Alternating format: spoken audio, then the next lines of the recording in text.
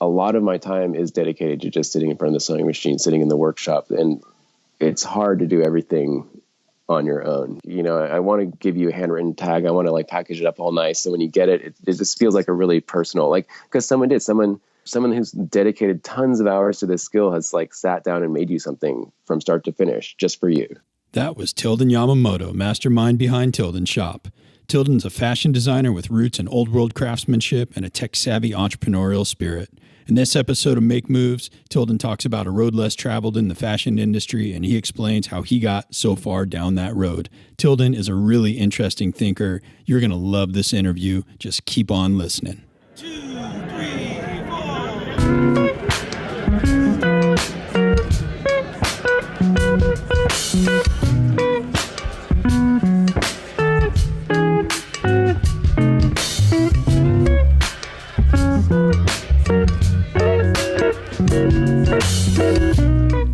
Hey there, podcast peoples. John here. You're listening to episode 5 of Make Moves. Today we're featuring an interview with Tilden Yamamoto, the mastermind behind Tildenshop. Tilden is really doing something different. I've never seen anyone approach the fashion industry the way he's doing it. That said, I don't know that much about the fashion industry, which is why I really appreciated it when Tilden took the time to break down exactly what it is he does, how he approaches his work, how his life is connected to his work. I really found this to be a deep, enlightening conversation. I hope you will too. I'm going to get out of the way and not talk too much here. I'll check in about the halfway point and play a little music for you. Until then, I'm going to turn off my microphone. You turn on your ears and enjoy the interview. Hello, Tilden. How you doing out there? Good. Thanks, John. Thanks for coming on Make Moves. I appreciate you taking some time to talk with me and have our audience hear what you're up to. Oh, of course. I want to start by, I have to tell you, I was trying to figure out how do I describe who or what you are. And I right off the bat, I had a hard time. You design clothing. That's correct. You also, and you have your own clothing line, and you also make all of the clothing by yourself. Yeah, I do. And then you run Tildenshop, which I think is the business arm of all of this work. I mean, so you sort of do it all. Are you a designer or a fine artist or an entrepreneur? What do you tell people you are? I guess I'm kind of a little bit of all of that. And I create all my own designs. I do all the pattern work, which is kind of becoming kind of a lost art, doing by hand. I sew everything myself, and then I try to market myself and get it out there. So you're a one-stop shop. Yeah. One man band. How did you find yourself in this world? Was there some specific training, or was this a hobby gone bad? What happened? Yeah, well, I started with my friend Barry Browse. We were in college together, and we were making clothes for fun, and then kind of hit a point where we were, deciding what we wanted to do with our lives. And the clothing was so much fun. We decided to kind of take that all the way and transferred into a fashion design school together, FIDM in San Francisco.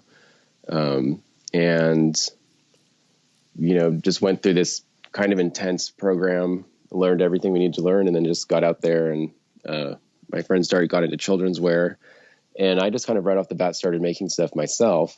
And I really got into the whole process of making everything, kind of the correct way. I really got into the assembly aspect of it, the construction, the pattern making.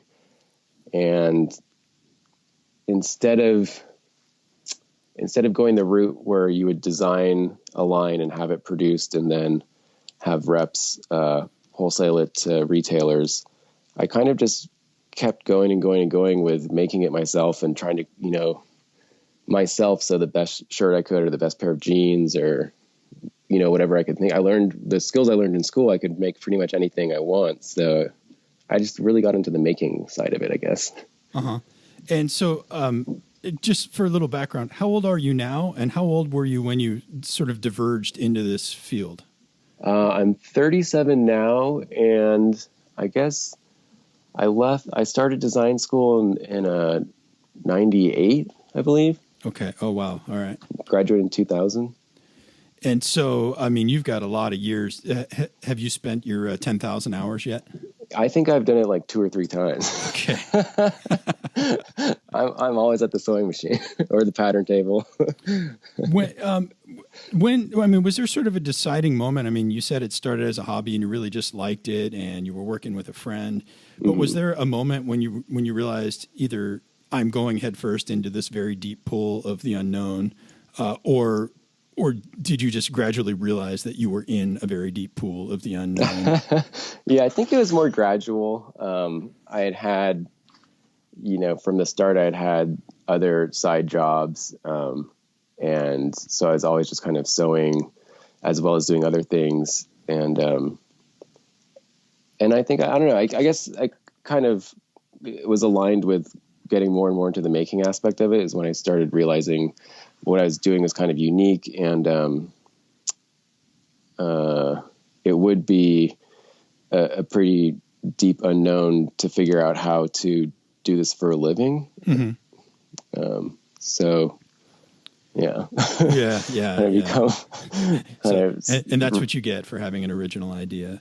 Kind of like sitting up and realizing you're a starving artist. Yeah. Let me ask you, I mean, because when I discovered what you were up to, I looked on your website and I saw some interesting things. I was hoping maybe I could ask you about your design and business philosophy, because I think that's a little bit, that's partially what's really different about you, or among other things, I'm sure. But Sure. Can you tell me a little bit about your design philosophy? My designs, I mean, basically you're getting something from someone who's just really, really skilled at their craft and has made it start to finish. Has cut it out themselves, sewed it, sew it completely myself. I use all natural fibers. All the fabrics I use are higher end fabrics milled in America or Japan. So you're wearing a nice natural fiber material. And then I kind of keep it simple. I started with menswear, but I've been integrating more women's clothing, like dresses, and a lot of my stuff's kind of unisex too. My jeans and collared shirts are kind of like the kind of boyfriend look. But everything's kind of a more simple silhouette, more classic. It's not very trendy in terms of cut, really. So, I mean, it is to some extent, but they're basically kind of like real simple, really nicely made pieces that you can then kind of accessorize and, put your own flavor on through whatever you choose to, pair it with, accessorize it with. Kind of there's a whole fewer, better trend going on now where you don't need a closet full of like cheaply made clothes that are only going to last a season or two, and kind of have some more staple pieces that are super high quality and just like a pleasure to wear all the time. Yeah, I saw that fewer, better hashtag somewhere on your website. Yeah. And I was wondering, I've seen your clothes. I've seen them I've seen them in person now, and I get the feeling that maybe if you had one pair of really nice jeans, you wouldn't need 4 pairs of really average jeans. Yeah, totally. And also the whole nature of denim is something that you want to continually wear and break it in and have it, form to your body and just become part of you. I'll make myself a pair of jeans and wear them for about a year. They last about a year. I wear them almost every single day, and they kind of evolve. They have their whole life of their own, and they look, if they're really quality and fit nicely, then you can wear them in almost any situation, I think. Yeah. And yeah, another thing I was actually thinking that kind of goes along with that whole thing is that this whole idea of like a lot of people are adopting like the kind of like uniform style look, I think what's interesting is like here in the Bay Area, like home of Silicon Valley and SF Tech and everything. There's been this like kind of reputation put out there of just kind of like the hoodie and schlubby jeans or the t-shirt and jeans as kind of a uniform, but there is like a real rich history here in fashion and the whole kind of garment industry. And why not have that same, why not, you can still adopt that same idea of kind of wearing a similar look every day to make things easy for yourself. But there's no reason why it can't be taken to another level of, kind of quality and style and put togetherness kind of. Yeah. I wanted to mention, part of what was really struck me about your clothing and your work approach. I mean, you have this old world craftsmanship here. You're doing some, you measure things by hand, you cut things by hand, you sew. I think I read on your website, you sew everything on some type of antique single needle sewing machine. Yeah, that's another. Yeah, everything is put together on a Singer single needle machine. So most garments you buy that are made with modern machinery, the insides are finished with a serger. So that's what kind of finishes the raw edges and keeps them from fraying. But it's a quick, easy way to do it. So back in the day before they had sergers, they had to employ these, special techniques of construction and assembly where the inside would be just as clean and finished as the outside. So no raw edges, basically. And it takes twice as long, 3 times as long to do that. And it's a tricky kind of puzzle to figure out how to do it with each new piece. And so everything I make is kind of like that. It's as nice on the inside as it is on the outside. Yeah, I was hoping, I've actually seen some of your clothing up close and personal, a pair of jeans and a shirt. And I was wondering, I made a few observations myself, and I actually had to put on reading glasses to see some of the small details that were there. But there were some things that really seemed to set your clothing apart in my mind. And I just wanted to mention it and sort of have you respond to it. That the immaculate construction is one thing. The seams on the inside are beautiful. I compared the jeans to a pair of major brand jeans that I have in my closet, not for long. But I realized, your seams are beautiful and their seams are functional, but there's, like you said, there was a machine that did it somewhere. I noticed that your clothes come with handwritten tags in your writing. Yeah. The pockets, even inside out, they're gorgeous and they have sort of ornamental detail and little things I noticed. On a pair of jeans, the zipper was recessed a little bit, unlike cheap cut jeans where, the zipper always winds up poking out because there's not enough space. I mean, it was just really smart design. You had, really high quality snaps in exactly the right place. The belt loops had this sort of structure to them. And I'm not sure why you do this, if it's ornamental or decorative or part of the construction, but I noticed in some of the longer seams and in some of the corners, you placed these almost like a little ribbon as a decoration. Is there jargon for what that is? Or? On the side seams, that's the edge of the roll. That's the salvaged denim. So that's the edge of the roll of fabric. And a lot of those details they're a nice detail, but they're also just how proper construction. I'm a big fan of like arts and crafts furniture and that whole era. And it's kind of a similar thing where it's a simple design, but the art is in the craftsman, is in the making of it, even if it's something more simple. But yeah, and even like stuff like that zipper, a lot of that is like kind of historical, a nod to the construction techniques used back when denim was, first being made, or jeans were first being made out of denim. And that's something that there's another guy here in Oakland, a good friend of mine, Roy from Roy Denim, and he's kind of the expert in all that. And he actually showed me a lot of those he did crazy research looking at old photos or old, even film footage of jeans factories way back in the day and kind of researched exactly how they were doing things. Right. He's the one that actually showed me that the whole zipper technique. That's a whole technique that it's kind of a secret technique that no one uses. Sorry if I spilled it out there. Oh, no, for the world to hear.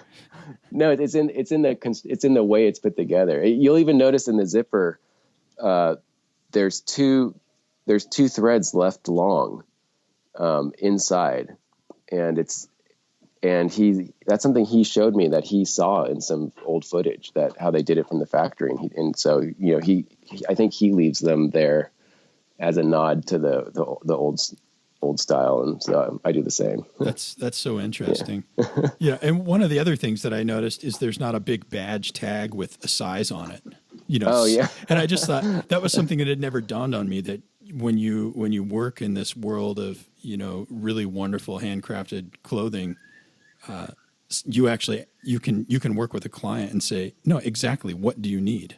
Oh yeah, definitely. And it's all made to order. So, yeah, you'll get exactly whatever waist and inseam you need.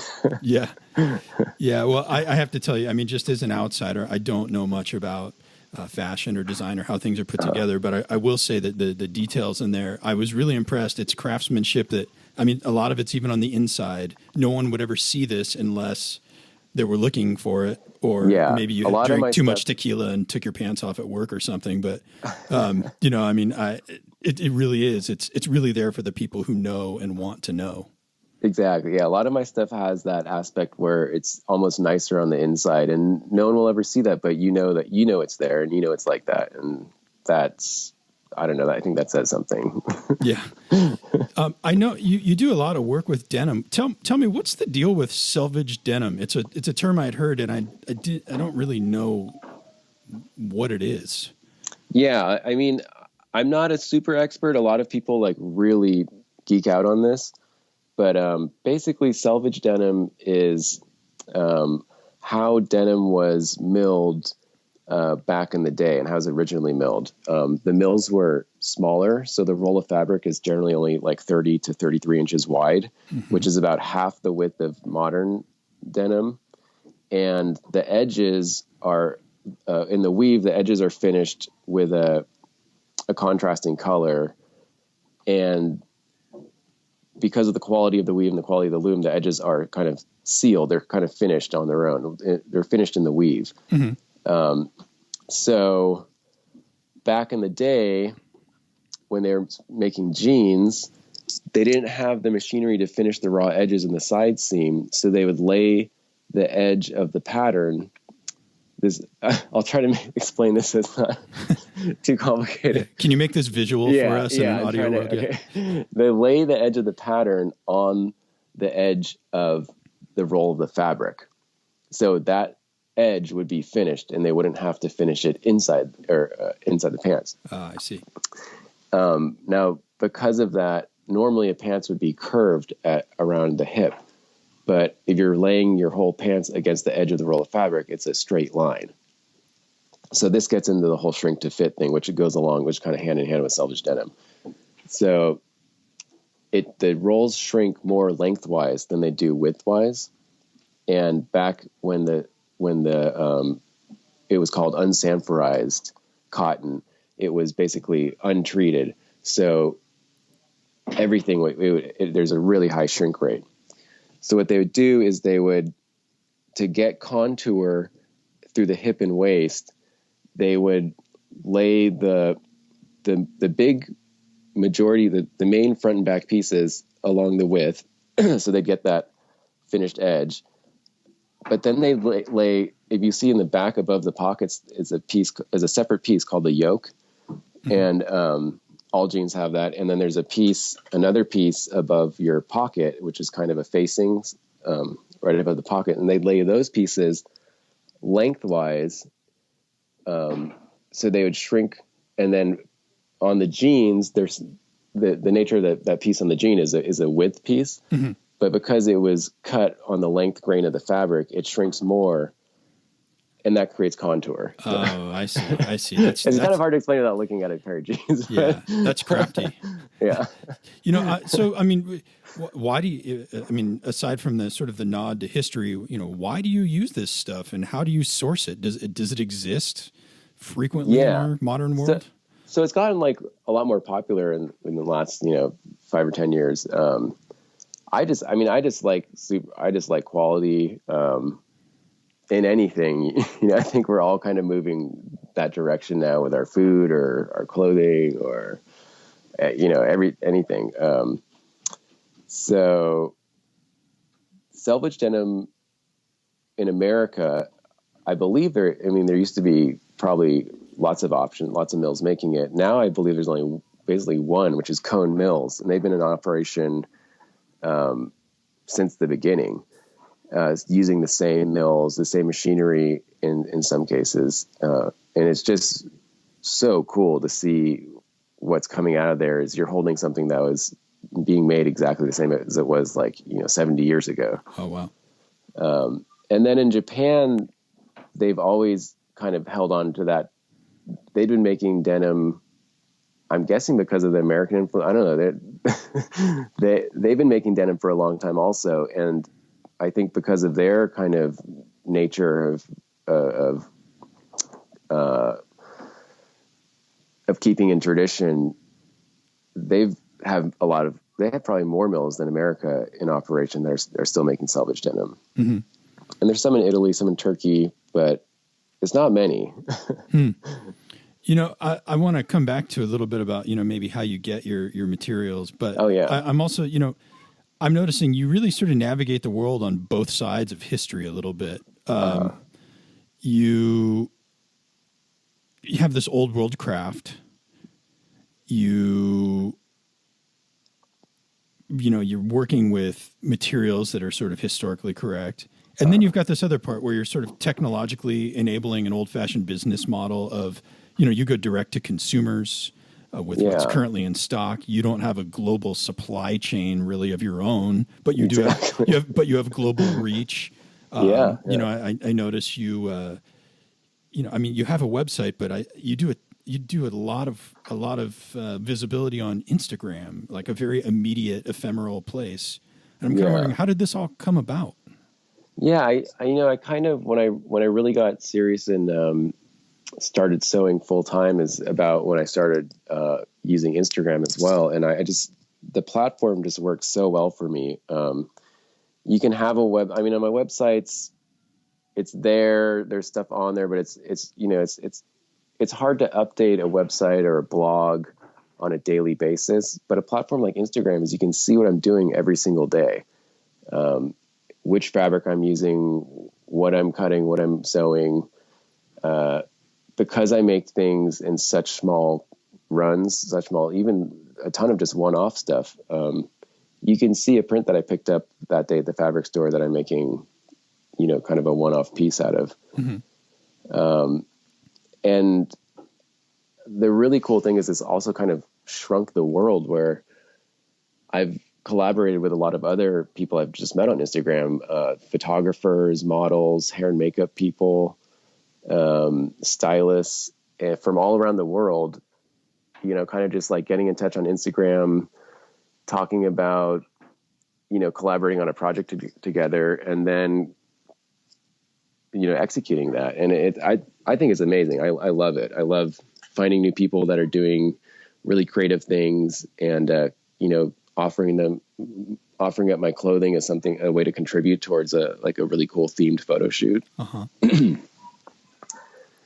And so I've had a lot of success with that. I've worked with people a lot of people I've never even met. I worked with people in Moldova, Ecuador, England, all around the States. And I just think it's really cool. It's really amazing. And it's a great way for people to see what I'm up to. Yeah, it's kind of fascinating. It's sort of like the digital trade winds or something. Yeah, totally. Are there any other ways that technology is shaping your practice or your business or maybe even your creative choices? Or is that pretty much the extent of, you do your work, sort of toiling away in the workshop and then you sort of go to market in the rest of the world on Instagram? Is it just that simple? It is for me right now. I'm sure there's a ton of ways technology could be helping me out right now, but kind of doing everything myself, the marketing and the business end, probably isn't getting as much focus as it could be just because I do, but just, to make each piece I make, whether it's a shirt or pair of jeans, really takes like 6 hours at least, start to finish cutting and sewing. So a lot of my time is dedicated to just sitting in front of the sewing machine, sitting in the workshop, and it's hard to do everything on your own. I bet. Yeah. And I want, I want people to, when you order something from me, I want it to be a real personal experience. You can't just go on my website and click on a size and get it. You have to email me and contact me and tell me what you want and tell me what size you are and what fabric you prefer. And maybe you've seen something that I've been working on the last week, and I'll run back to the fabric store and get more of that. And so that has to do with I want to give you a handwritten tag. I want to package it up all nice. So when you get it, it just feels like a really personal, because someone who's dedicated tons of hours to this skill has sat down and made you something from start to finish just for you. Yeah. Yeah. Well, I mean, yeah, it almost seems like that's the other half of what you're purchasing. Yeah. I mean, it almost, a piece of fabric or a piece of clothing is just sort of the manifestation of all of your effort. Yeah. I quit. It's more, it's not even, it's hard to even, it's clothing, but it's nothing like a clothing line or any other clothing business. It's more like a painter or something. You're commissioning, a piece.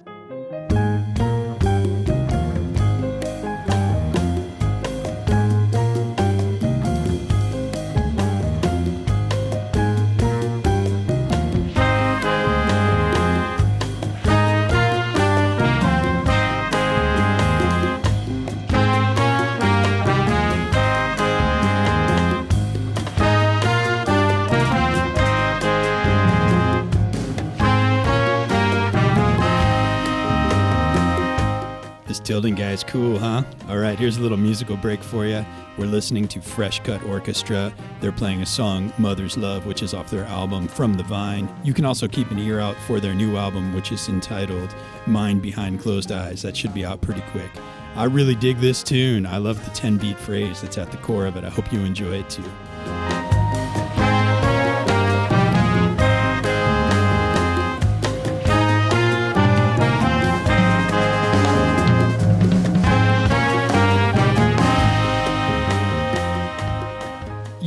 One-person shop with a huge focus on the highest quality, and everything's very custom, if not one-off.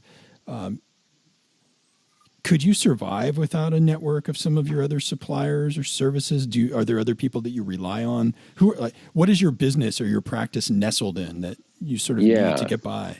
Yeah, definitely. I definitely have to rely, because I'm so small. I can't normal ordering practices would be in a wholesale from a supplier in, giant quantities. Mm-hmm. So I do rely a lot on, kind of on the fabric end. I have a great place. I have one source of fabric for my denims and really nice shirting or just kind of interesting stuff from Japan or even dead stock vintage stuff. And then a lot of other stuff I do is all in kind of prints. I kind of have, exercise my more artistic personality through using cool prints and for dresses or shirts or whatever, kind of more statement pieces. Uh-huh. And for that, I use a great local fabric store, Stone Mountain Fabrics in Berkeley here in California. And they just have an amazing selection of prints that they curate from all different companies. And I go there and I just get tons of inspiration and, just anything you can think of is there, and it's always changing. So they're essential for me to just go in and buy enough for one thing, or if it takes off, then, run back and get, for 10 more. And the spot I use for the denims and shirting is they're in LA, they're Pacific Blue denims. They're, what's in the industry are called jobbers. They get the scraps from bigger companies, and scraps could be as much as 10,000 yards, but it's still under what a giant company would order for a whole season or a whole run of things. And so they do a great job curating really, really cool denims and quality fabric from around the world. And they'll sell to a small person like me in almost any quantity. So that's huge for me. They really help me out with being able to get really, really nice stuff and not have to buy, 50 grand worth. I see. Yeah, that's interesting. I mean, do you need to work at these relationships? Can anybody get access to those people, or are these sort of mutually necessary relationships where, if you weren't going to them, they wouldn't be in business, or how does that work? Yeah, I think they do. I mean, Stone Mountain Fabrics in Berkeley, I think they do pretty well selling to kind of hobbyists.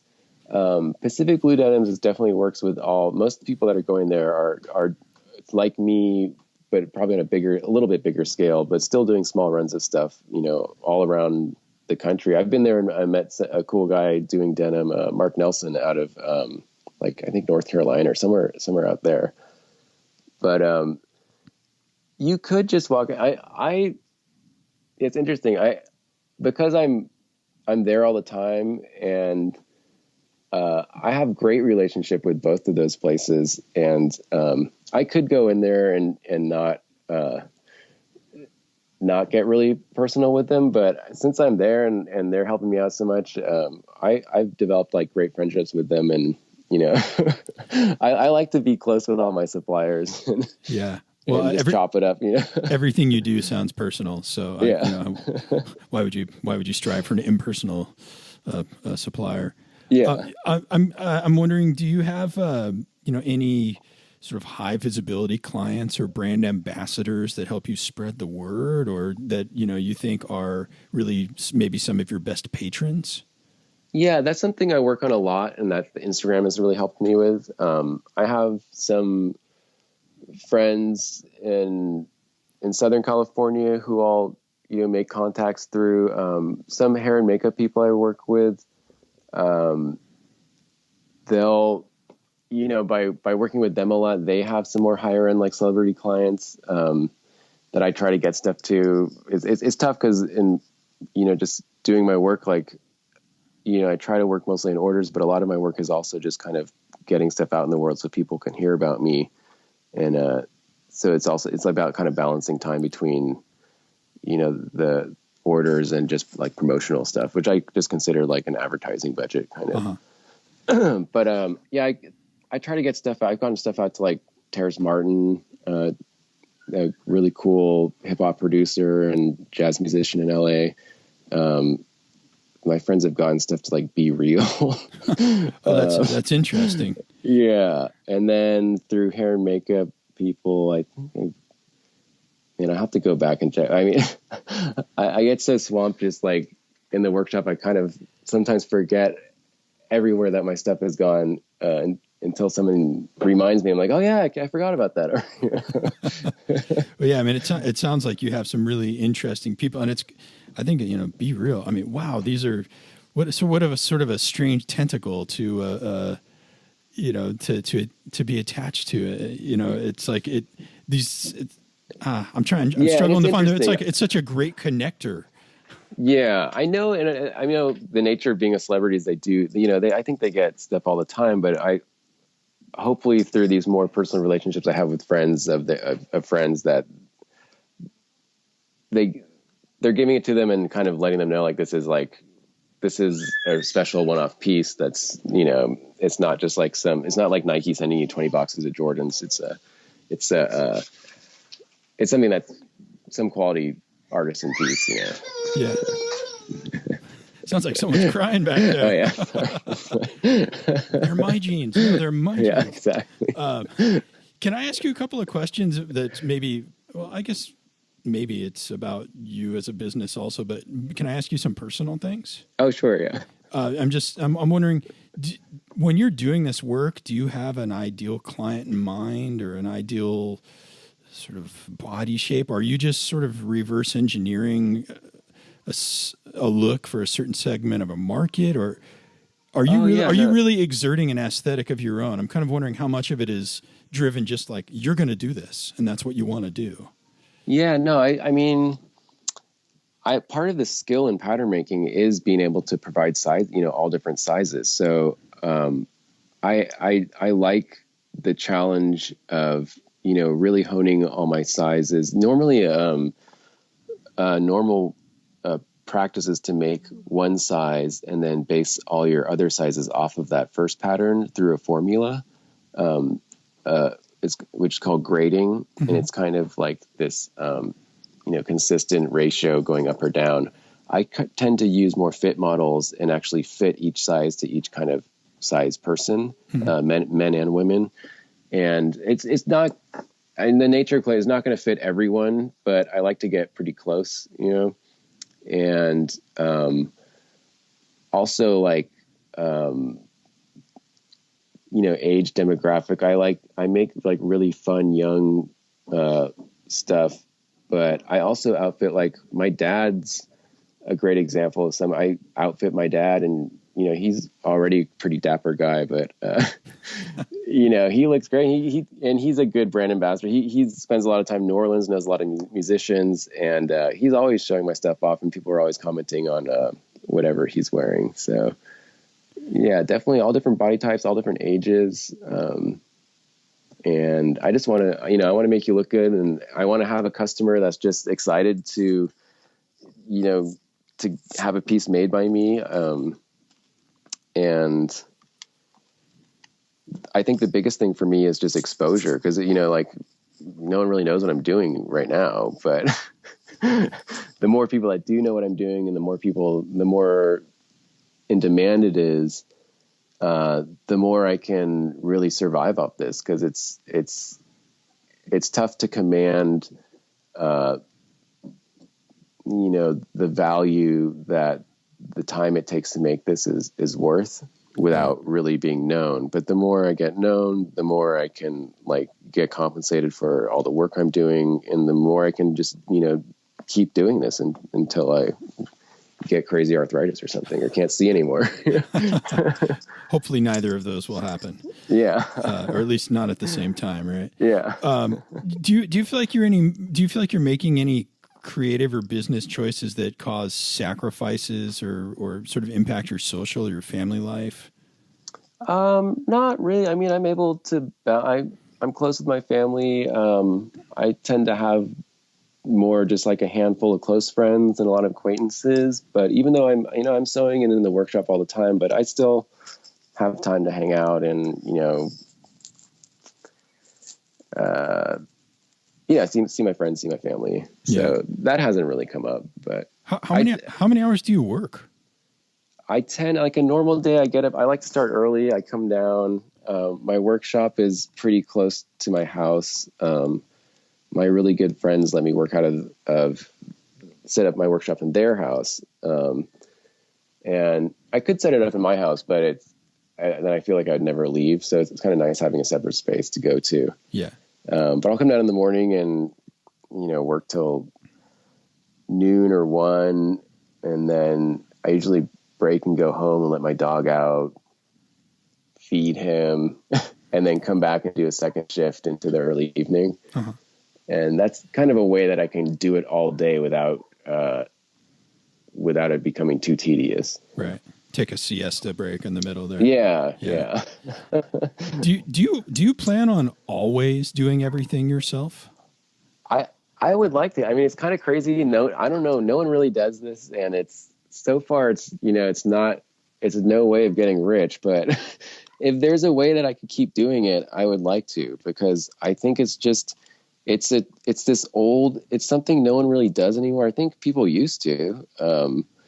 It's this old. It's just like any sort of industrial art, almost like a carpentry, like cabinet making or welding or fabrication. I would like to carry this on and put the time in to become, really proficient at it, and kind of just keep it going. And it'd just be awesome if I could, get the support I need to continue. Yeah. If you had, like 3 extra hours in every day or something, what would you use it on? I think I'd definitely use it on marketing, just really getting myself out there, developing more relationships to do more collaborations with, and but even that, then I need the time to like actually make the stuff. Yeah. It grows exponentially if you have more relationships, you have more work to do. Yeah, which is good. I mean, yeah, it's so fun. I love seeing the results of all the collaborations I've done. So yeah, I definitely use the time more towards kind of marketing and just exposure. Do you have any regrets or places where you wish you could take a do-over? I don't think so. I'm a pretty introspective person, and everything. I mean, the nature of this work is very meditative. I do long distance running. I fly fish, and I don't really have many regrets. I'm really kind of enjoy what I do.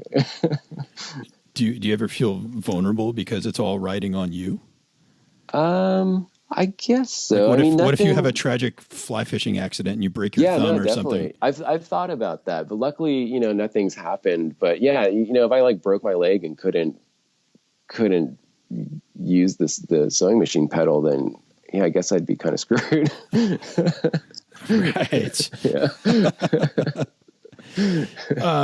But maybe if I thought too much about that, it would hold me back some. Don't think about that. You've got at least another 10, 15 years before you have to acknowledge that you're human. And do you have a way of knowing when you've made the right choice about something? Do you feel it in your gut? Is it sort of a cerebral thing, like, yeah, that was the right choice? Or do you even think about the things you've already done? Yeah, maybe in two ways. One, like, yeah, sometimes putting, mixing patterns or mixing fabrics or creating a new design, sometimes I'll question it at first when it's, in its kind of cut out pre-sewn state. But there's times when it all comes together in the finished piece in the end, and I'll be like, oh man, like, goddamn, that's sweet. And then also with some of those things, I'll get the response on Instagram or, just putting it out there, basically just on the Instagram platform and just getting a big response on something. It's kind of, I don't know, verification or something. So you're doing it your way, come hell or high water, but a little validation doesn't hurt. Yeah, definitely. It's encouraging. Yeah.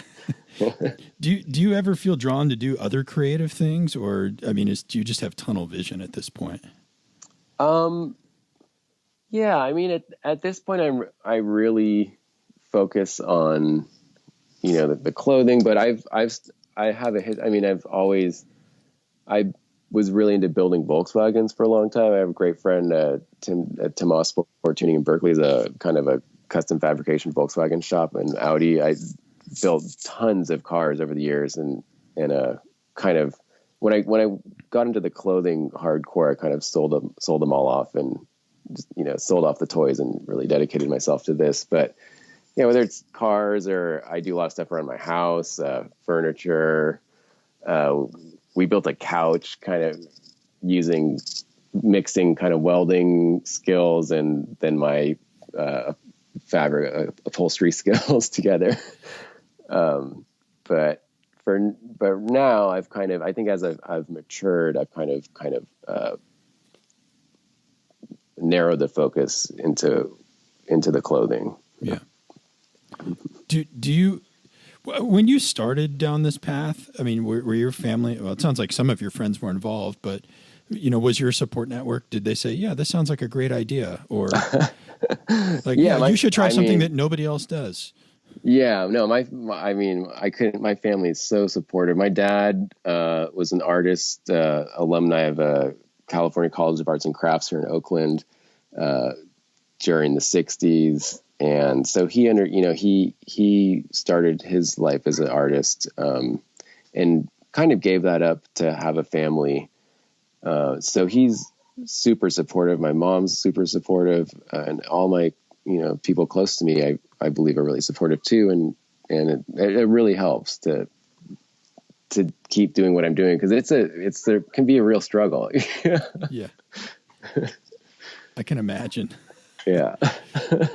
along the way, as you were sort of coming up and getting maybe your first 10,000 hours, did anyone give you a big break or a shot of encouragement that kept you going, or, make an opportunity for you that, I think, or was it just willpower alone that got you through the first hurdle? I'm trying to think. When I first started, I was bartending at a bar here in Oakland, and Barry and I started a design collective, and we kind of would network with other young local designers, and we started putting on these fashion shows first in the bar, and then they grew bigger into we're putting them on in event spaces. So that was like fun and exciting and encouraging. And I did a lot of different projects back then. We hooked up with an industrial design company who would employ me to do anything soft goods prototypes. So I ended up working on, like weird, like biofeedback suits for NASA, or some prototype, super like all-in-one outfit for Nike. It's kind of like weird big projects like that, where I wasn't hired directly, but I was subcontracted. And so those kinds of things were encouraging and kind of gave some cred to what I was doing. Mm-hmm. Where do you look for inspiration, or do you even need inspiration? Or are you just flooded with ideas of your own? I mean, I love it. I look for inspiration I mentioned fly. I mentioned fly fishing. I'm always in the outdoors. I get a lot of inspiration just from being out in the middle of Montana, standing in a river. I see tons of cool stuff that other people are doing on Instagram, and that's like a great way to see what's kind of organically trending. And I pay a lot of attention when I'm in the street, what people are wearing. I love seeing what young people are up to, what they're wearing, what colors are popping, but yeah, I get inspiration everywhere, and I like to keep myself open to it and just kind of always be aware of what's happening. Yeah. Do you, I mean, you're sort of it seems like maybe a tipping point. Yeah.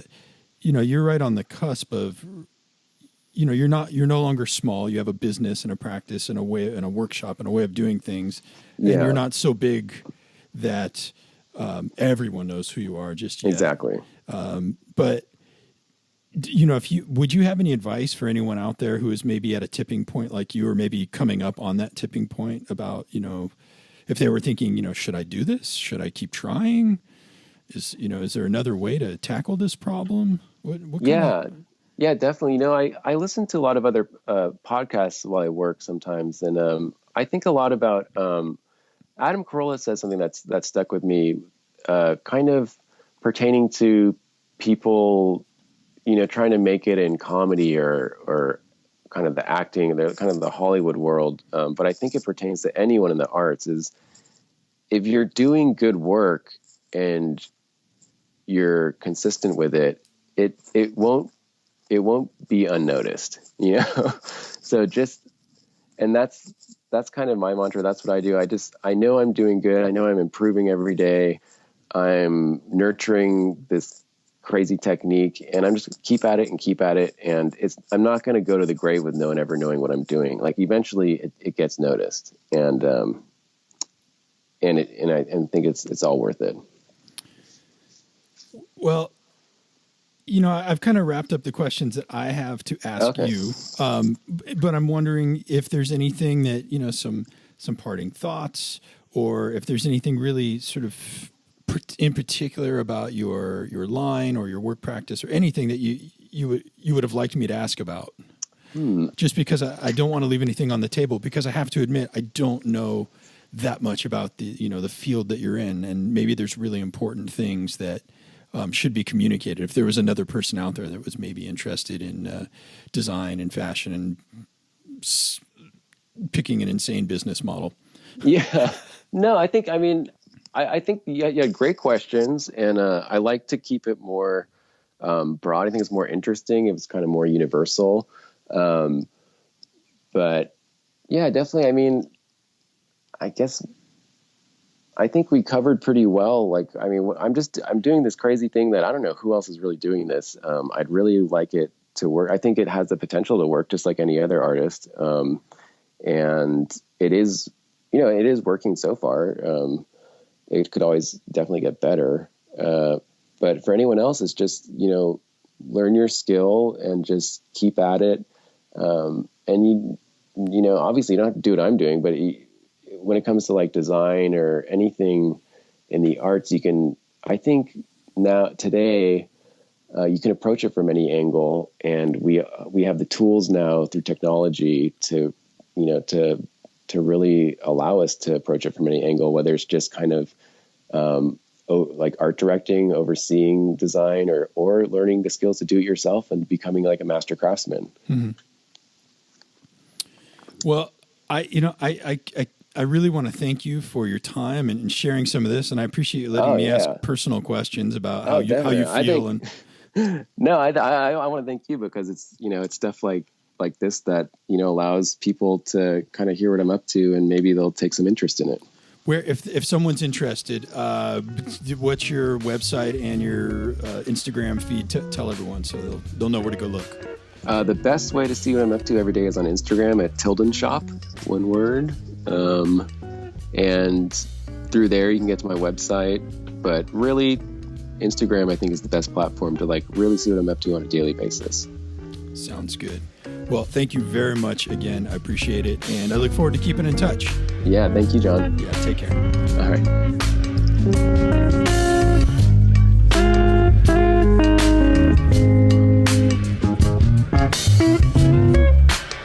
All right, episode 5 is wrapping up. Thanks to Tilden for coming on the show and talking with me. Thanks to you listeners for listening. Hope you'll check out Tilden's line of clothes. I got a pair of jeans and a shirt from him. They really are works of art. It's worth checking them out. You can hit him up on Instagram. While you're at it, maybe you check out Fresh Cut Orchestra. That was the nice music we profiled in the middle there. I'm looking forward to episode 6. Fred Toy is going to be my guest. He's a film and television director that I met at a pizza shop of all places. I didn't realize how well known he was until after I looked him up. Anyway, he's worked on a lot of stuff, including Lost, The Good Wife, Person of Interest, Alias, Ghost Whisperer, CSI New York, a ton of other shows. Should be a great interview. Until then, take good care of yourselves. Go out there and make some moves.